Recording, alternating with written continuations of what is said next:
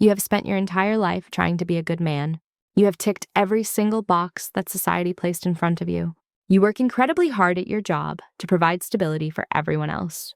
You listen to your partner and you try to avoid conflict at all costs. You suppress your anger because you were told that male aggression is toxic. You compromise your own deep desires just to keep the peace in your home. On paper, you look like the perfect model of a modern civilized male. So why do you feel so incredibly empty inside? Why does your relationship feel less like a passionate romance and more like a platonic roommate agreement? Why do you feel a low-level hum of anxiety that never seems to go away? The answer is painful, but you need to hear it right now.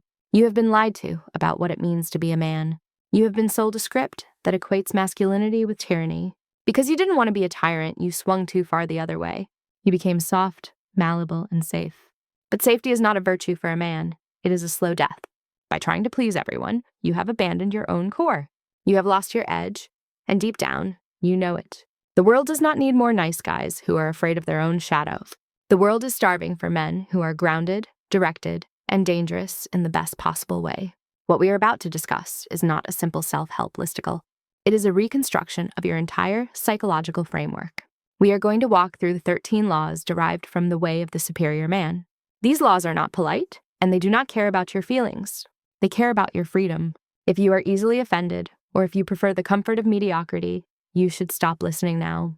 But if you are ready to reclaim your sovereignty, let us begin. Lesson 1 is the foundation of your mental sanity. Stop hoping for a completion of anything in life. This is the great masculine delusion that keeps you trapped. You tell yourself that once you get the promotion, you can finally relax. You think that once you get married, the relationship work is done. You convince yourself that if you just solve this one financial problem, you will have peace forever. This is a lie that keeps you on a hamster wheel of anxiety. Life is not a project to be finished. It is a chaotic stream to be navigated. As long as you are breathing, there will always be another challenge. There will always be another crisis to manage or another mountain to climb. The superior man does not resent the problems. He understands that the problems are the texture of his existence. If you are waiting for the day when everything is perfect, you will die waiting. That day is never coming. Your task is to find your center in the middle of the chaos, not to eliminate the chaos. You must learn to make love to the moment, even when the moment is painful. Lesson 2 is a psychological exorcism. Live as if your father were dead. This sounds harsh, but it is necessary for your liberation. Many men spend their entire lives living in the shadow of their father's expectations. You might be chasing a career you hate just to prove him wrong. You might be avoiding success just to avoid surpassing him. Or you might be mimicking his behavior without even realizing it. Whether you loved him or hated him, his voice is likely still running the show in your subconscious. A free man must cut that cord completely. Imagine for a moment that he is gone, and his expectations went with him. What would you do today if you had absolutely no one left to impress? Who would you be if you were the only authority in your own universe? You must parent yourself. You must define your own values. That is the man you need to become. Lesson 3 cuts to the heart of your integrity. Never change your mind just to please a woman. This is where most modern men fail miserably in their relationships. You make a decision, and she challenges it. She gets upset, or she questions your logic. Because you are afraid of her emotional reaction, you collapse. You say, okay, fine, we will do it your way. You think you are being a good partner, but you are actually destroying her trust in you. When you change your mind to avoid conflict, you demonstrate that your word means nothing. You demonstrate that your direction can be blown off course by a simple breeze of emotion. She might get what she wants in that moment, but she will lose respect for you in the long run. If she offers a new perspective that genuinely changes your mind, then shift course. That is wisdom, not weakness. But never betray your own deepest intuition just to keep the peace. Peace bought at the price of your integrity is a surrender. Lesson 4 is the most controversial law of all.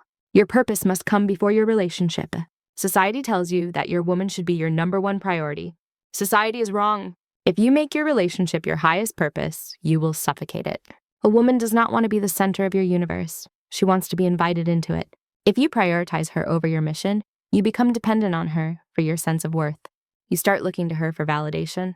You become clingy, needy, and overly concerned with her moods. She will feel this shift, and she will resent it. She wants a man who is so driven by his mission that he would be willing to leave her to pursue it. Paradoxically, that is the only kind of man she can fully trust. She needs to know that you are not her child. Admit to yourself that your mission is your true north, and stop apologizing for it. Lesson 5 is about your capacity for growth. Lean just beyond your edge. Most men live in one of two states. They are either lazy, staying safely within their comfort zone, or they are stressed out, pushing so hard they burn out. Neither of these states produces growth. The superior man lives right on the edge of his fear. He seeks out the challenges that make him slightly afraid. If you are not feeling a little bit of fear every day, you are stagnating. That fear is not a stop sign. It is a compass. It tells you exactly where you need to go next. Do not hide from your fear, but do not let it paralyze you. Lean into it, breathe through it, and expand your territory. Your edge is where your transformation happens. Lesson 6 is a call to immediate action. If you don't know your purpose, discover it now. A man without a purpose is like a ship without a rudder. He drifts wherever the currents of life take him. He becomes a victim of circumstance. If you do not know what you are here to do, your life is an emergency. Stop distracting yourself with video games, pornography, and meaningless entertainment. These are just anesthetics to numb the pain of your lack of direction. Strip away the noise and sit in the silence until you find a clue. It does not have to be a grand vision of saving the world. It just needs to be the one thing that lights a fire in your belly right now. To live without purpose is to live as a ghost in your own life. Do not accept that fate. Lesson 7 requires a total lack of attachment. Be willing to change everything in your life. We cling to our identities because they feel safe. You cling to your job title, your social status, and your past achievements. But the superior man knows that these are just costumes. When your current way of living no longer serves your highest purpose, you must be willing to burn it down. You must be willing to walk away from a career that drains your soul, no matter how much it pays. You must be willing to end a relationship that stifles your growth, no matter how long it has lasted. You must be willing to look like a fool to the outside world in order to be true to yourself. This cycle of death and rebirth is natural. Do not resist it. Welcome the fire of transformation. Lesson 8 addresses the most common excuse men use. Don't use your family as an excuse. How often have you heard a man say he gave up his dreams for his family? He wears his sacrifice like a badge of honor. But deep down, he is resentful. He dies a little bit every day, and his family feels that death. They feel his lack of vitality. They see a man who is settled, and that teaches his children to settle. Of course, you must care for your family and fulfill your duties, but do not use them as a shield to hide from your own fear of failure. The greatest gift you can give your family is the example of a man who is fully alive. Your children do not need a martyr. They need a father who inspires them. Show them what it looks like to follow a dream with courage. Lesson 9 is about presence. Don't get lost in tasks and duties. It is easy to turn your life into a giant to-do list. You wake up, you check boxes, you go to sleep, and you repeat. You become a highly efficient robot. But efficiency is not the same as depth. A man must cultivate the ability to step back from the grind. You must have a practice that connects you to something larger than your schedule.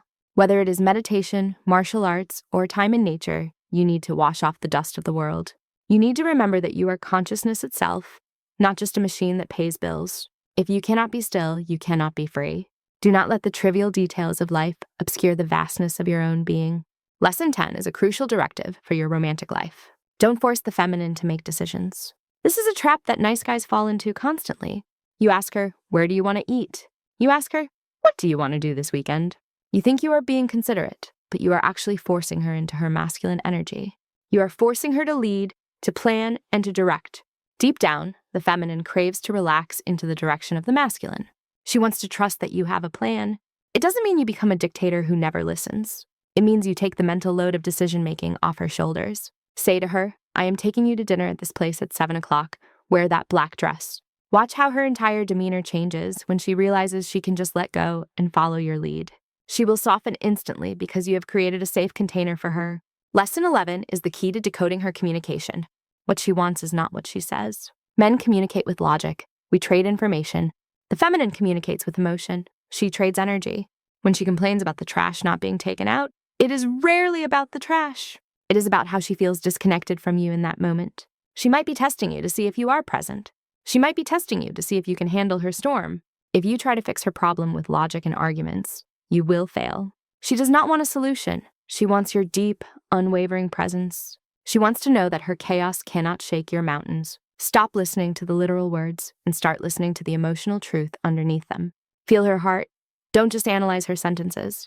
Lesson 12 reinforces the hierarchy of your life. She doesn't really want to be number one. We touched on this earlier, but it needs to be hammered home. If she becomes your number one priority, she becomes your mother. She becomes the source of your happiness, which makes you a child. No woman is sexually attracted to a child. She wants to feel that you love her fully, but that you are beholden to something greater than her. She wants to feel that you are a man on a mission, and she gets to join you on that ride. She might say she wants all your attention, but if you give it to her, she will get bored. She needs to feel that you are unreachable in some core part of your soul. Keep your eyes on the horizon and hold her hand while you walk toward it. Lesson 13 is the ultimate goal of your polarity. She wants to relax in the demonstration of your direction. Everything we have discussed leads to this point. The feminine armor is hard and sharp because the world is unsafe. She has to protect herself, make decisions, and fight battles all day. When she is with you, she wants to take that armor off, but she can only do that if she trusts your navigation implicitly. She needs to know that if a storm comes, you have the wheel. She needs to know that if the ship starts to sink, you have a plan. Your job as a superior man is to provide the container of safety through your competence and clarity. You do not have to do all the work, but you must steer the course. When you demonstrate that you know where you are going, she can finally exhale. And in that exhale, her true radiance comes out. These are the 13 laws of the superior man. They are not easy to implement. They require you to kill the boy inside you who wants to be coddled. They require you to stand up and face the wind without flinching. But look at the alternative. Look at the men around you who have compromised everything. Look at the dull, lifeless eyes of the men who have traded their souls for comfort. Is that who you want to be? You have a choice to make right now. You can go back to sleep and pretend you never heard this message. You can go back to being a nice guy, asking for permission to exist. Or you can decide that today is the day you stop apologizing for your power. Pick one of these laws and master it this week. If you don't know your purpose, turn off your phone and go into the woods until you find it. If you have been prioritizing your relationship over your mission, have the hard conversation tonight. If you have been living in your father's shadow, step out into the sun. The world is waiting for you to show up. Not the sanitized version of you, not the safe version of you, the real you, the man who is tethered to his truth and afraid of nothing. The map is in your hands. The rest is up to you.